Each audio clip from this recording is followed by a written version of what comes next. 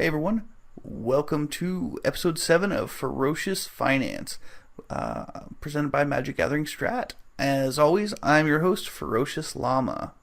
Now today, before we get started on our buy-sell recommendations, I have some exciting news. I finally have a Facebook page and I have a Twitter feed, and both of them are going to have links delivered to them from all of my articles that I write, because I do write articles on a couple of different blogs, as well as the YouTube videos are going to be posted there. So if you want everything all in one spot, easy to get, that's from me, including gameplay videos. I've been playing a lot of Vintage lately online, and I post some gameplay videos there.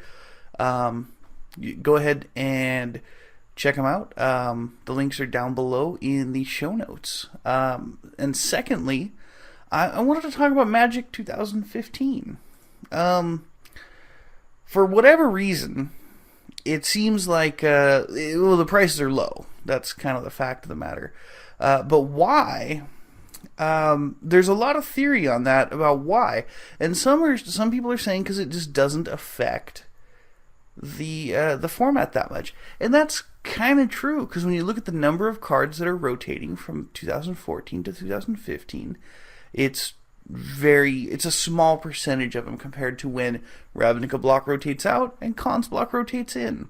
So that's obviously going to be a bigger standard shift. But the other thing is, there's really nothing great of amazing impact in Magic 2015 for standard that really applies right now. So anyway, the reason I mentioned this is I was just looking at there's a website. It's really neat if you guys are into this sort of the numbers stuff. It's really very technical, and if you're into it, it's awesome. If you're not, it's a bunch of numbers. But it's MagicEV.com, and what they have is they have the expected value of entering tournaments, opening packs, opening booster packs, and opening sealed decks. And basically, the expected value of a Magic 2015 sealed tournament is negative 10.1 tickets. And basically what that means is, assuming your win percentage is 50%, which is much higher than a lot of players, about half. And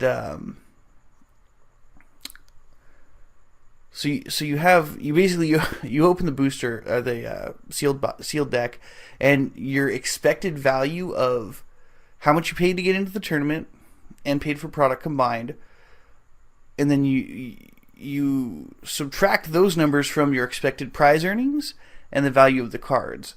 And if you win half your matches, your expected prize earnings are very, very low. I think in a modern daily, there's if you win 50% of your matches, there's a very, very slight chance you're gonna make you'll make 50 cents on the daily event. So go check out those numbers if you want. I can make up a slide with some numbers on them, and we can kind of go through them and do a whole episode on that if you guys are interested in the nitty-gritty numbers. If not, don't worry about it then. And one other thing, there's a new segment today, and we'll get to it at the very end, right after the buy and sell recommendations, and I'll tell you about it when we get there. Our first buy recommendation for this week is Fleece Mane Lion from Theros. It's currently selling for 21 cents, and it's a rare. And I don't know if any of you guys played back in Ravnica block, but it's really just a better Watch Wolf from the first Ravnica block. Anyway, it's 21 cents. And the reason this is a buy recommendation is when you look at it, go to any of the websites that have the price histories. There's several of them out there. Maybe I'll do an episode on those one day if you guys want that. But if you look at it, it's been over 60 cents 5 times. That's triple in value, which is 200% markup, which is what we want. So we're good. And it's also the low point in Theros block cards. So we think it's going to go up. We think it's a great card, and it sees play. It's going to go up. It's already done it five different times. So I think it's highly likely it'll do it again. Especially, being that due to the cyclical nature of cards in Standard, it's at its lowest point. So pick up Fleece Mane Lion. Our next buy recommendation is Chained to the Rocks. It's a rare from Theros, selling for 15 cents. And it reminds me really a lot of kind of a cross between, when I first saw it, I said, hey, that's the new Path to Exile. Sorcery speed, though. But it's kind of a cross between Path to Exile and Oblivion Ring. Because it's kind of got that remove it from the game, Oblivion Ring kind of feel to it. You do need a mountain in play to do it. So, but anyway, it's 15 cents. It's a great removal spell. Great spot removal spell. There's no restrictions on it as far as what kind of creature it can remove, which is the very best part of it. It's not non-black creature, it's not non-white creature, it's not, creature without flying or anything weird. Anything that can be targeted that doesn't have hexproof or shroud can be chained to the rocks. So we think this is it's the low point and the block regarding rotation. And the other thing is that there's a kind of a lack of removal there's going to be a lack of removal. When you look at all the cards in Ravnica block versus all the cards in Theros block, I mean, some of the best removal in Theros block is Silence the Believers, but you're going to lose a whole bunch of awesome removal from Ravnica block. So, and in M15, there's really nothing terribly amazing. So, anyway, we recommend Chained to the Rocks. It's only 15 cents. Go ahead, pick them up. And, it's not a bulk rare. It's 15 cents. So, it's at the low point in the cycle. And I think after rotation, cards that kind of got overlooked earlier on tend to get a lot better. Because, Wizards has been doing a great job with that lately, is designing sets to function with the ones before and after them.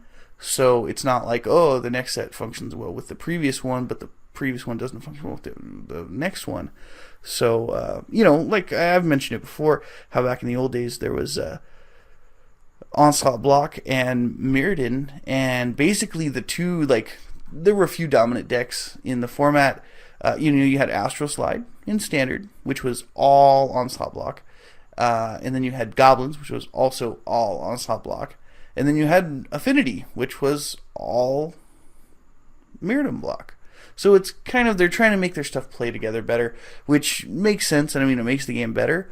And I just think that because they're doing that, I think that cards that, kind of aren't bad cards, but are kind of getting overlooked a little bit, I think that's why they tend to have a tendency to pick up after rotation. All right, and our next buy recommendation is Ashen Rider. It's a mythic rare from Theros. It is 67 cents. Now this is I got a lot of heat for Worst Fears last time, a couple episodes ago when I recommended Worst Fears. Okay, there's something about mythic rares that are different than non-mythic rares. And it's that during the redemption period, people want them. After the set's already rotated out of Standard, people want them to redeem for real life paper cards. And what ends up happening is they go up in value. Even the junk mythics, they go up because there are a few mythics and fewer mythics, I should say, than rares. So anyway, we recommend picking up Ashen Rider. We think that around the redemption period, it obviously won't be till late 2015, but pick up your Ashen Rider, and we think they'll be worth at least a few dollars. So pick up your Ashen Riders for 67 cents now. Our next buy recommendation is Urborg, Tomb of Yawgmoth. Now I do want to say one thing about Magic 2015 is it's kind of really taking off very slowly as far as prices going up and down and cards functioning like an economy regarding M15. So we think here at Ferocious Finance, we think that the key is don't get into Magic 2015 just yet. Kind of stay out of it a little bit, see what happens, because we want to see all the prices kind of settle down. So, because that's like a common thing, is the prices are always way high when the set's new, because everybody's got to have it. And then once everybody who's got to have it gets it, then the price goes down to like a real price, and then you just lost a whole bunch of your money. So don't do that. But here's what I will say: if you do want to do that, and jump into some Magic 2015 cards, this is your card, Urborg Tomb of Yawgmoth. It's currently selling for $1.07. Now, it was from Time Spiral Block originally, but earlier this year it was like $15. So it's down to $1.07, and I think a lot of it has to do with core sets always see a lot of print, and online, I'm sure there weren't very many sets of, I believe it was Planar Chaos is what I think the set it was actually from in Time Spiral Block originally. And I know I don't have that one, the 2015 version pictured, so sorry, but I can only find what I could find. So, but the point is that Urborg, it's way low on the price. It's a card that was highly desirable. In fact, I've heard it mentioned in other places that people are saying, it's expensive. It's an expensive card, and it's just the land. In fact, I even said that when I first got into Magic Online. I was like, you know what? I think I'm going to get an Urborg Tomb of Yawgmoth, for this deck I have. And it turned out it was like, I don't know, a whole bunch of money. And I was like, no, I'm not paying a whole bunch of money for that card. That's ridiculous. So, anyway, pick up Urborg. We think if you're going to buy Magic, don't buy Magic 2015 cards, but if you are, buy Urborg. That's the one card you should buy, because we think it's a great card, going to go up for sure. Our next buy recommendation is Icarid. I know I have I think it's Torment version pictured. I think that's the set. If I'm wrong, go ahead and correct me in the comments. But the Vintage Masters version is the one I'm referring to. It's currently 86 cents for the Vintage Masters version. Now, one thing that's always important about cards that are in sets like Vintage Masters, Modern Masters, things like that. Well, especially Vintage Masters. Now, this really applies a lot to Vintage Masters, because if you look at all the cards for Vintage and Legacy, right? And yeah, they're not the same format, but they're kind of similar in some ways. In that's that, new cards don't impact them the way they impact Modern and Standard. So I just wrote an article about it actually on MTGO Library. So go check that out if you want. There's a link to it in the show notes. So anyway, but Icarid sees play in Legacy and in Vintage. So it was printed in Vintage Masters, but it sees play in Legacy, and that's really kind of what's relevant, I think, for cards that are going to go up in value. Is they're playable. They're more versatile as like a unit of play. Not in the game per se. They may do a very specific thing, but they can go in lots of different formats, which is important. So it's like if Mana Drain were legal in Legacy, it'd be worth a ton more money than it is. Maybe not right now, but after Vintage Masters goes off sale, it will be worth a ton more money. And we think that's kind of the situation for Icarid. It's 86 cents, and we think it's a good buy right now. So I recommend picking up Icarid. Our first sell recommendation for this week is Mutavault. Mutavault is $20.23. It was going down, and then someone played it in the Pro Tour. People saw it, and they get all excited. Oh, I'm gonna go get Mutavaults. So yeah, the price goes up again. And that's kind of what happens, but it is just an initial rush, and it's rotating out of Standard. That's the bottom line, is it's rotating out of Standard, and it's going to get hit really hard, because it doesn't really see any play in other formats. So go ahead and get rid of your Mutavaults right now, because get as much as you can, because they're only going to go down from here. It's not like, the Pro Tour spawned some new archetype of deck with Mutavault as the key card or something like that. It's just a card that someone played that did well, and they said, "Oh, gotta get my Mutavaults now." So unload them now, and don't lose your money. Pick them up after they drop in value a little bit. But this is really just a short-term temporary spike as a result of the Pro Tour.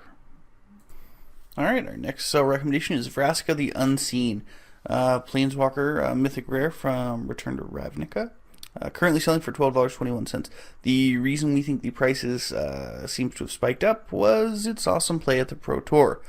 But it's rotating out of Standard. I mean, that's like, I hate to sound like a broken record, guys, but seriously, like, rotation is the single biggest force regarding cards that are Standard legal. And, if it's the last thing I say with my final dying breath, That's the truth.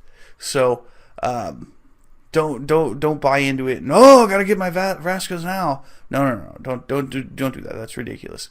Get out of them now. When they rotate in September or October, go ahead and pick them up then, and then you'll get them super cheap, and you'll have your cards that you want. But yeah, you won't get to play them in Standard till then. But hey, we're not about playing Magic. We're about making money here. Garrick, Caller of Beasts is our next sell recommendation. Now, the reason he's a sell recommendation is he's $11.12 right now. He is the Garrick from Magic 2014.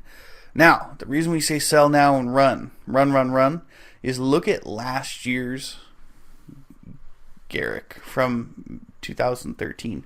It was Garrick Primal Hunter is what it was. Go ahead and look at the price graph on that card. When it was legal in Standard, it was awesome, but then as soon as it rotated out of Standard, its peak was like $15 or something like that. And when it rotated out of Standard, it was just like a straight, like 45-degree diagonal line, just crash and burn down to like $5.10, right? Or maybe $5.20, something like that. And then that was right like exactly when it rotated out of Standard. And then it had one little bump in price to like, $5.40 or $5.50. And then it dropped a little bit more to like $4.30. So it dropped nearly 20% more from its very bottom, like the day it rotated out. And then it stayed there until recently, and it dropped some more after the redemption period ended. So, yeah, get out of it. It's a great Standard card, but hey, rotating out of Standard. Standard is a big force. Regardless of how good a card is, even the rotation has a bigger effect on the price than how good a card is. Like even Abrupt Decay, it's gonna get hit. Yeah, it's great in Vintage and Legacy and Modern and everything else. It's the greatest card ever printed. Let's say it's gonna go down when it rotates out of Standard. That's just a fact. So anyway, sell your Garrick Caller of Beasts. Don't lose all your money. Rakdos' Return is our next sell recommendation. It is $8.68. It currently shot up from like the end of like the 27th of July to at $3.60 to like $8.68 at the time of this recording. And it's all driven because someone played it at the Pro Tour. Same thing with Mutavault. It happens with a lot of cards. They always seem to spike way up as soon as people play them at the Pro Tour, because everybody's like, oh, gotta get those cards. And it creates a temporary price spike because everybody wants them all at the same time because they're, that card's going to be good now. But and then of course it's all just hype and it settles down. So I definitely don't pick up Rakdos' Return, but go ahead and unload them if you got them, and buy them again in 2 weeks when they're cheap again. So Rakdos' Return. So all right, and our final sell recommendation for this week is Misty Rainforest, currently $38.79. It was at its peak just fairly recently at like $53. So anyway, it's dropping pretty rapidly in price, and I think a lot of it's because people bought them as speculation, and now they're unloading them. So I'm going to go ahead and say unload your Misty Rainforest because they're dropping down. And I think part of the reason they spiked in price was they were not an M15, which I don't think will happen in the near future because they're enemy colored, and that's confusing to new players. Unless they have, all 10 of them. But I don't know, maybe. But anyway, go ahead and sell your Misty Rainforest because they're way high right now. Go ahead, sell them, wait for them to settle down after the PTQ season ends, and buy them back, and you'll cash in a pretty good profit there. All right, now that we're done with our buy and sell recommendations for the week, we're going to our new segment called the Speculation Station. And the reason I'm calling it this is they are buy recommendations. However, they're just purely cards that I bought just because I wanted them. I don't necessarily want to play with them. I just think they're neat cards. And I think they could go up. You never know. They could be good. I don't know. I'm not sure. But that's why we're calling it the Speculation Station. I'm not saying go and invest all your money in these cards. They're kind of just cards that I think are fun or neat or something, and that I invested in. So The first one is M15 Necromancer Stockpile. It's 8 cents for a rare. It's an enchantment. Make zombies. Discard cards, draw cards, and if you discard creatures, you get zombies. I don't know. I think that has like, there's dozens of cards I can think of that have synergy with that. So I'm kind of thinking, God, that might be awesome. So I don't know, but Necromancer Stockpile. Super cool card, kind of a cool idea. So that's the first speculation station recommendation. Our next speculation station pick is Extinguish All Hope. It's like a Black Wrath of God type effect, sweeper, if you want to call it that. Extinguish All Hope. It's a nickel. It is from Journey into Nyx.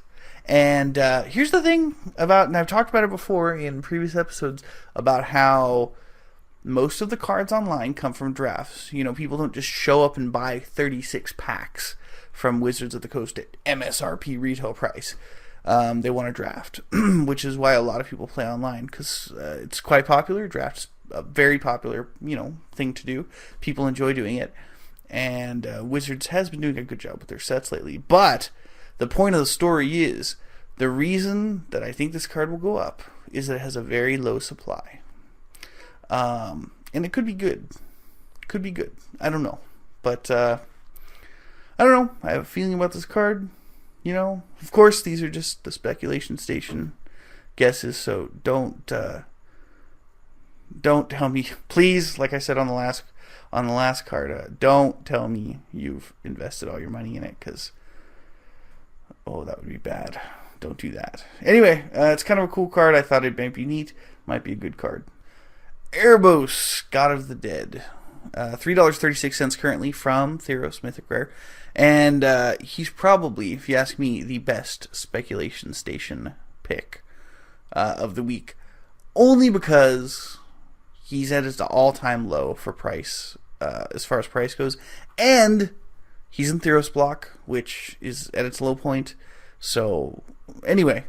But the reason we think is, I don't know why, but, we've talked about it here, everybody at Ferocious Finance, and we kind of talked about how we think that, it could be a good card once Standard, rotates. So, of course, those are especially speculative, these last speculation station recommendations. Erebos is our last one for this week. So, that's going to do it. Alright, that's all I have for buy recommendations, sell recommendations, speculation station, and your weekly dose of Magic the Gathering Online theory, provided by me, Ferociousllama. So anyway, thanks for watching Ferocious Finance, presented by MagicGatheringStrat. If you guys like what you saw, please let me know. Let me know in the comments. Like this video, share it with your friends. If you didn't like it, tell me what you didn't like. Tell me what I can do better, and we'll see if we can make the show a little bit better for you guys. I want you guys to enjoy the show. That is the main purpose of this show. And if you like what you see here, and you want to see more of my articles and more things that I do regarding Magic Gathering Online, go ahead and friend me on Facebook or follow me on Twitter.